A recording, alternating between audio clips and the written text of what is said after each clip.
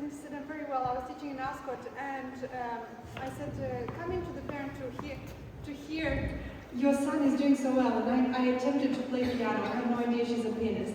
And I said, look how good he's doing. She came in, and a few lessons later, I found out that she's actually a professional pianist. And I felt so embarrassed for my piano skills. But hey, I'm not a pianist. And as time progressed, she invited me for tea, stayed over a little bit, and we became like, she's one of my best friends now, even though we live far away. Later on, I said, why don't we introduce Tanya, who I knew from church and since I was a child as well. And that's how our trio became a trio, and it progressed into more members of the musical item. But the next piece I chose to play is one of my favorites that I studied in school. It's a third movement by sonata by César Franck, and it's called Recitativo Fantasia.